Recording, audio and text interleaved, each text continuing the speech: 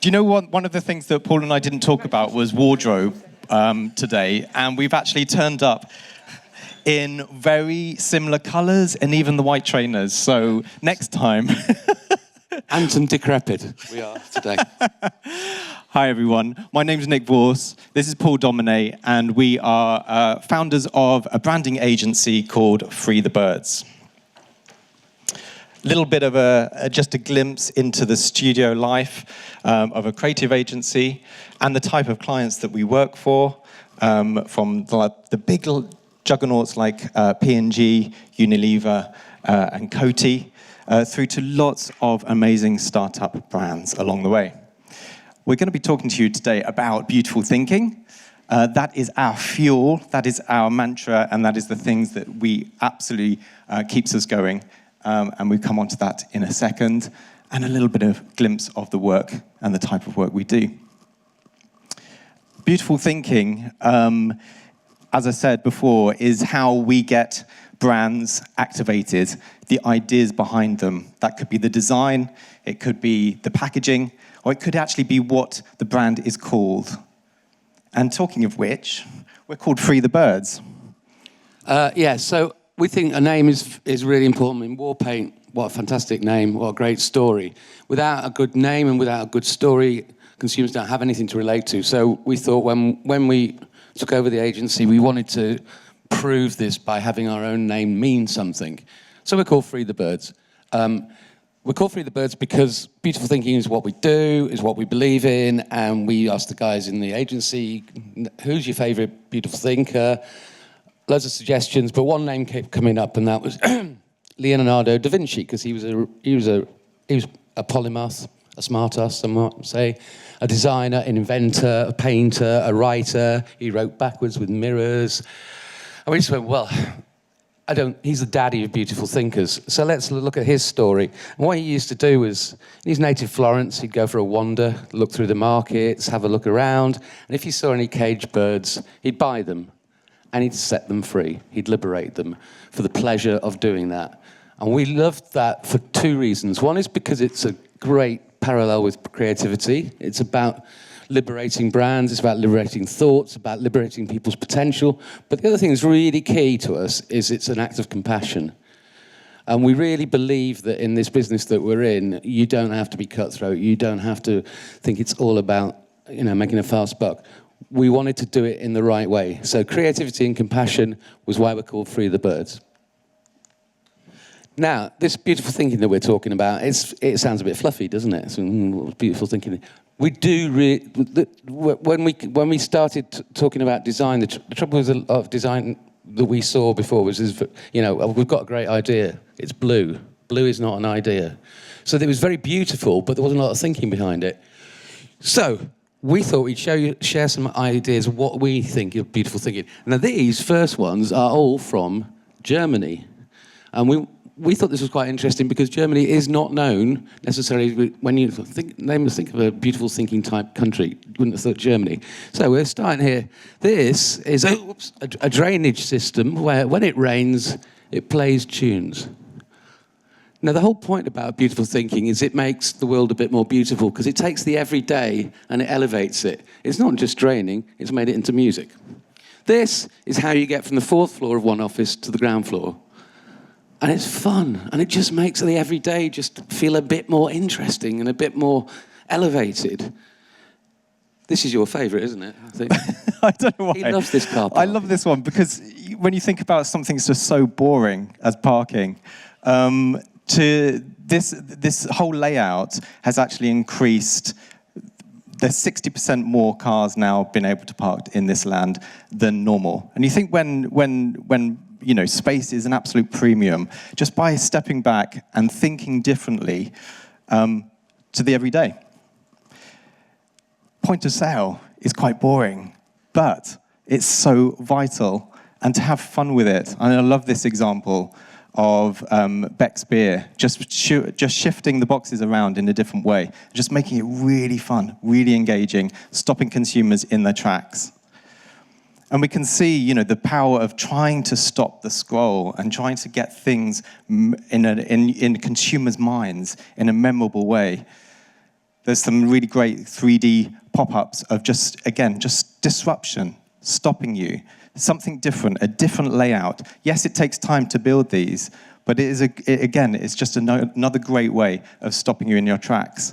And whether that's the scroll or the stroll in the high street, just doing it in a different way of thinking. Everything is absolutely possible through creativity. So when we started working on this, the agency was mainly a packaging agency.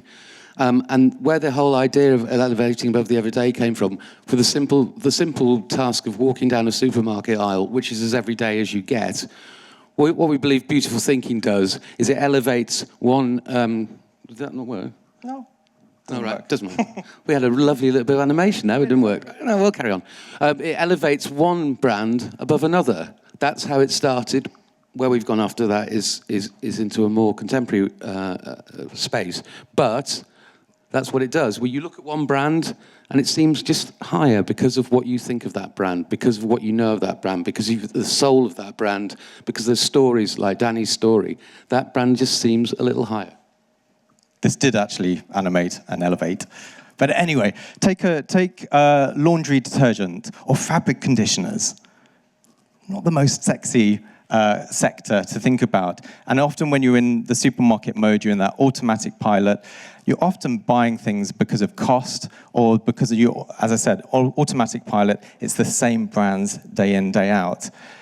So fabric conditioners, as I said, it's quite a flat category in FMCG. We worked with Procter & Gamble on the Lenore brand, and they came to us and they wanted an idea to really elevate the brand. So making a really premium offer for Lenore. We simply changed the packaging, changed the shape, the dimensions of it, worked with an amazing fragrance nose to get some incredible scents going. This is the most premium offering from the Lenore team. Various colors in the portfolio of how you can just change and elevate the everyday. When it comes to social media, the same rules apply. Social media is a conveyor belt, basically. It's this conveyor belt that passes in front of you, just as it's a sort of vertical one rather than the horizontal one of walking along an aisle. But it's a conveyor belt. And what your brand needs to do on that conveyor belt is it needs to be a flower on the conveyor belt. So there you see this stuff going through and you go, well, hang on, what's that? Because there is so much of it. You know we all do this. We are constantly doing this. So what beautiful thinking can do in this environment is to raise it, but this way towards you rather than that way when you're in the supermarket. And this was something we worked with Boots on. And the other kind of thing about social media is that it's such a small space. I mean, it's physically such a small space, and you have to have something that works in a small space. You can't have you need a big idea, and this was just a simple thing. You can't get much smaller than lipstick, and they wanted to do something that tied into the fact that we were coming out of COVID, masks were coming down, and the smiles were being seen again. Your faces were being seen. You can see your mouth. And they wanted to do a limited edition that commemorated that. So we came up with this very simple idea. We just chopped half the O off, and there became a smile. But then it's what you do with it after that. It's how you explode it. It's how you move it into different areas. You do different things with the content because it's an idea, because it's a bit of beautiful thinking. You can then go on to do all these incredible things in social media. It's consistent. That is the other thing that we noticed a lot of stuff on Instagram is there's a lack of consistency with brands, and that means that people get mixed messages. They're saying mixed visuals. But here we could create this thing that was all linked by this one simple, small, but big idea. So, this is a ridiculous question. How do we do it? I mean, everyone does it differently. We're a creative agency. There are lots of creative agencies. We've got our own way of doing it, which we know works because clients like it. That's the way we judge it. It's not because we like it, the clients like it. And they're called brand islands. Now, there's a reason they're called brand islands. What we do is we basically come up with stuff and we take each client, this is a rule, we never deviate from that, to 3 islands. Now, the reason they're islands is because they're on the horizon. It's very easy with brands to do things on the day, make a quick buck, do this here, shift some product. We would like to think they're islands because they're on the horizon. Where do you want to go? Where do you want to live? Where do you want your brand to go? And you must keep that in mind because everything you do is a step towards going to that thing. And so we create 3. They're all different. In COVID, it was brilliant because what happens with people are all stuck in their bedroom and we'd be presenting to them and going, right, on the boat, we're going to the island.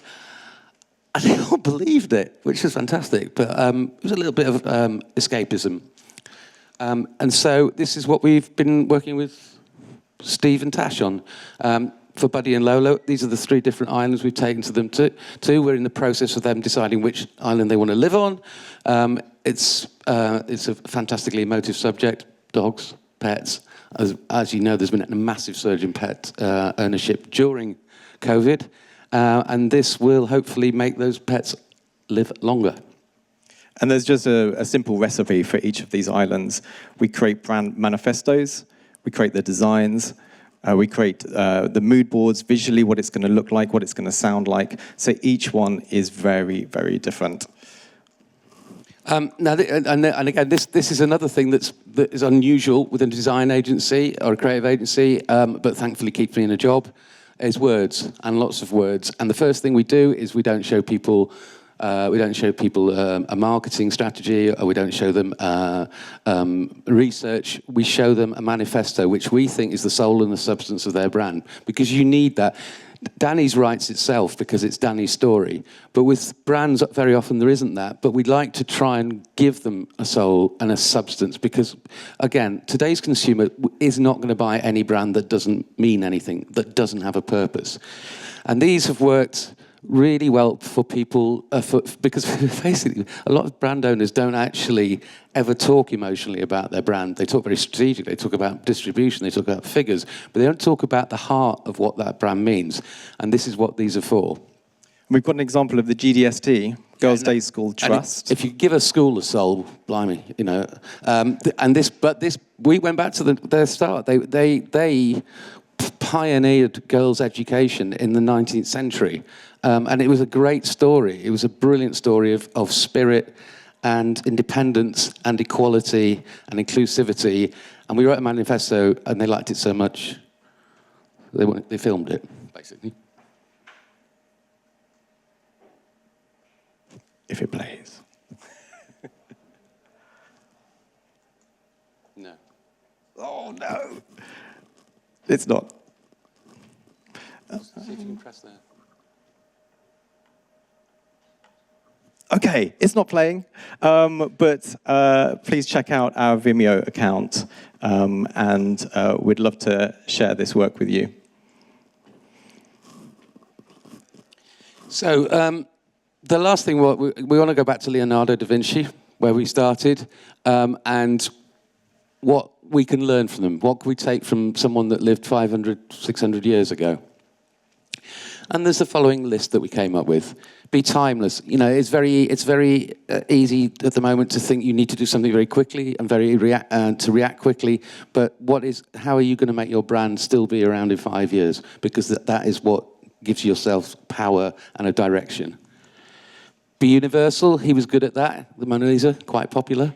And that is the idea that you can connect with people. You need to connect with people. Otherwise, your brand doesn't exist. You need to have a story.